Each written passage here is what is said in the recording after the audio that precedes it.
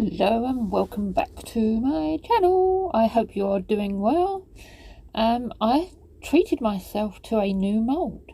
It is an adorable cat face clutch bag.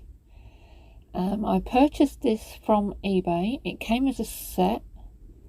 It was £6.50 plus postage, and the lady had two left, so I bought both of them. So I have two of the big moulds, two of the gold frames, two of the gold chains.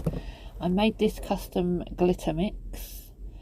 There is another part of this mould that you can turn it into like a giant shaker, if you've seen my shaker sensory shapes and whatnot, but I just want this for the base, so I've mixed up my custom glitter mix there, and I'm going to be pouring one on camera and the other off camera. So we just tip that in. I added an amazing amount of that glitter because I just wanted a full glitter effect, and you can see that straggly bit there because I reused my cups and I didn't want that falling into it. So the one thing I did notice, I had to, because I think I put a bit too much glitter in, but I had to help it to get around that edge and go down the rim of the mould, which is extremely thin. I couldn't get that lolly stick down there and didn't want to squish everywhere, so we just carried on manipulating and moving that round just so I could get the whole base covered, and to try and tease the resin so it goes down the outside rim of the mould. And then I have some very thin lolly sticks. They're actual craft sticks, so I came in with that and went right round the edge just to make sure, because it is extremely thin, that there are no pesky bubbles. Although in some effect, if there was bubbles on that bottom part, they would be hid by the golden part that it sits into, and you'll see that as this video goes along exactly what I mean. But me being a perfectionist, I don't want any bubbles. So yeah, done that, and then dropped the stick and resin went everywhere. So I think I was wiping it up at this point and I forgot to stop recording, but yeah. So anyway, so that was that, and then I just added the rest of the resin to the top to fill it up.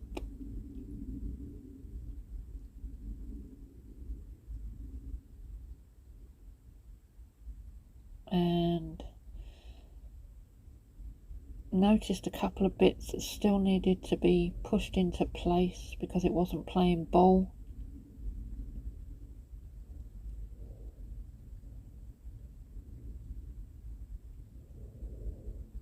Yep. So then just clean up, because I didn't want any excess around the on the mould, in case that hindered the unmoulding.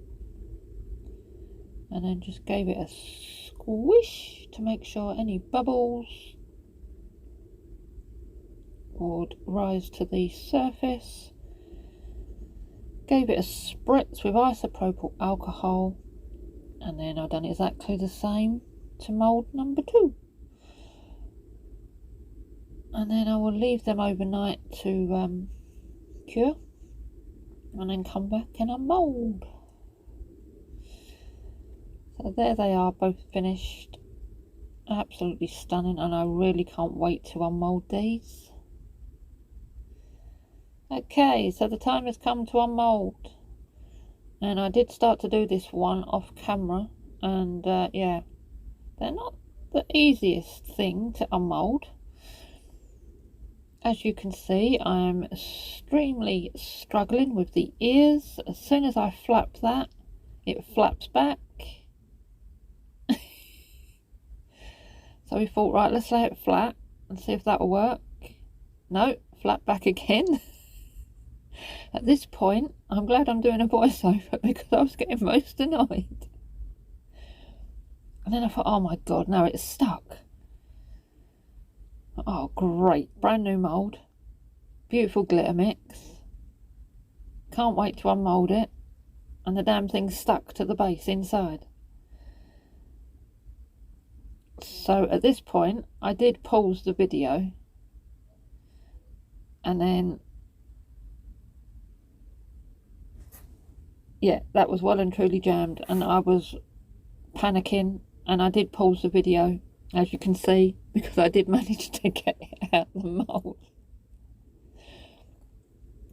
So then we thought we'd try the second one on camera to see if that was any easier, though I wasn't expecting it to be. So here we go. So release that from right round at the outside. Maybe I should invest in a resin release spray, but I have no idea where to get one from. So if you're in the UK and you know where I can get a reasonably priced release spray for my silicone moulds, I'd be much appreciative if you could comment on my video just to let me know. As you can see, I'm not in camera view because yet again I was proper struggling. I don't know, well, because of how deep and thin that the outside rim is to then the oval of the cat face. Obviously physics and some kind of suction had a play in that. So we thought we'd move that one out of the way, and we'd just absolutely yank the life out of this mould on camera so you can see actually, yay, coming out the mould, woo woo. So can you see what a struggle that was? And these were still somewhat soft. If that was completely cured, I think I would have had a complete nightmare. But anyway, they go together. As you can see, I'm trying here. That gap at the front there is for, like, the top part is for the gold bit of the bag that opens and closes, so that's not a problem.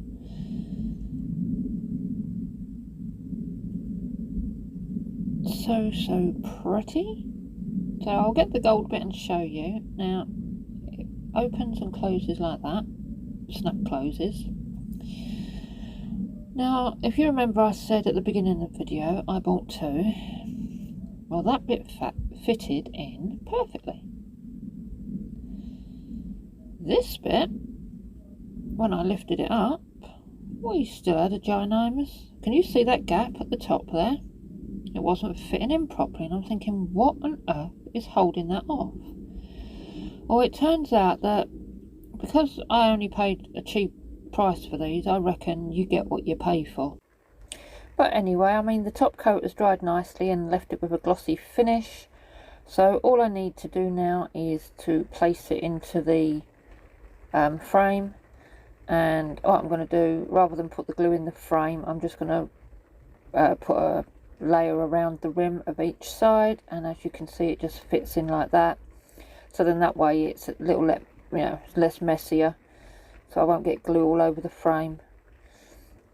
And then I'll just squish it in and then just let that dry. I think my glue takes about 24 hours to completely dry, so this is going to be a slow process. But as you can see, there's a gap around the edge, and that's why I'm saying, you know, because it was cheap, you get what you pay for. But it still looks pretty, and yeah, so that's what I'm going to do, and then we'll come back with the next part. Okay, so because there's a gap around the outside, I've been racking my brain on what I could do to make it look nicer, and then I remembered I had these AB cut string diamantes. I've got them in silver and in gold, and obviously because the frame is gold, so I'm just putting them away in my drawer. That's what you can see, nothing in front of you. But yeah, so I thought I'd see, and I laid them round, and they looked so pretty. So very time spent. You know, it took a lot of time to do that, but I used some glue and placed them in place. And yeah, when I can get that to focus, you can see there that finishes that off. It gives it that extra bit of sparkle. A nice size, good fashion party bag, especially with the festive season coming up. And then just add the handle or the chain, and there we go. It's a nice long chain as well, and I am so happy with that, even though at first it did seem a bit you know, wasn't sure if it was just cheap and cheerful, but I'm glad I bought those beads, like the diamante ones. I've had them for ages and just not used them, and they've finished this off perfectly. So anyway, yeah, hope you like this, and as always, thanks for watching. Bye.